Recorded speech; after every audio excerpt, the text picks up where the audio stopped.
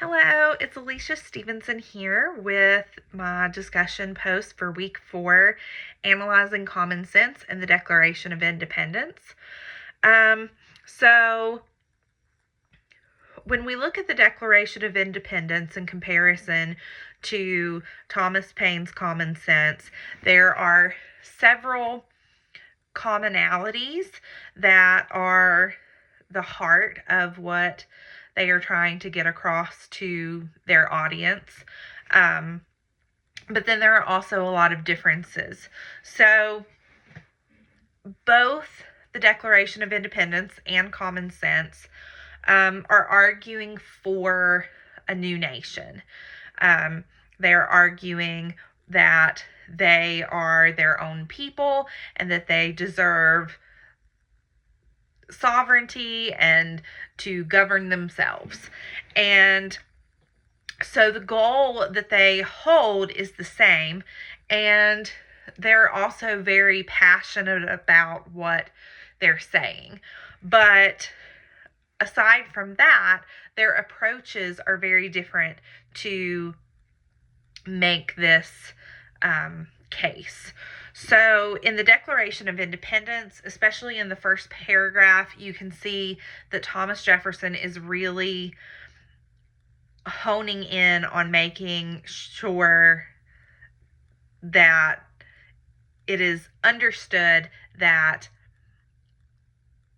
people in the colonies were a different people. They were separate. They had different needs and different things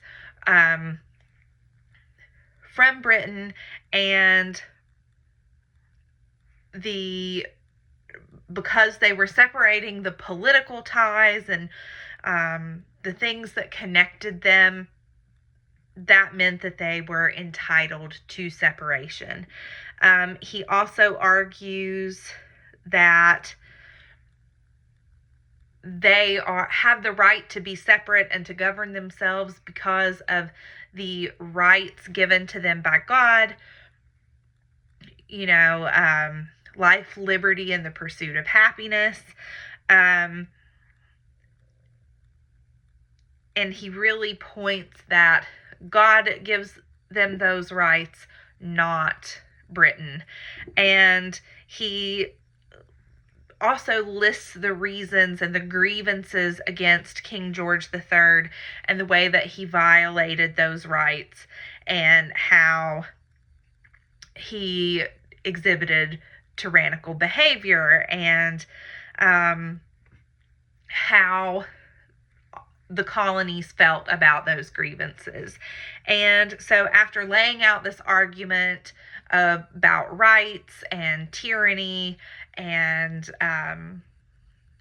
dissolving political bonds, he then finishes with declaring independence from Britain.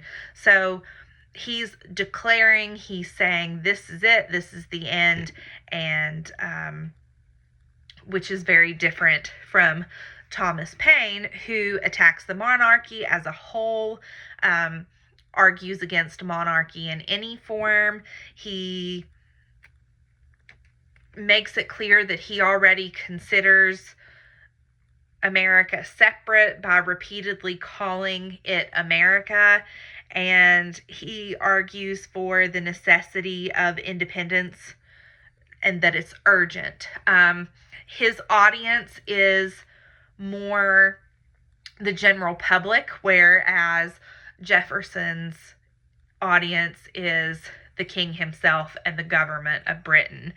And so Paine calls for creating a republic separate from Britain, and his work is very emotional and persuasive and passionate, and is more to draw the common person in to being on the side of independence. And Jefferson is declaring this in more formal terms. He's speaking for the political parties and the government, and it is more of a legal argument. And Yet, at the end of it, the main point is that they're both arguing for a new nation. And that is basically the gist of their differences and how they were similar.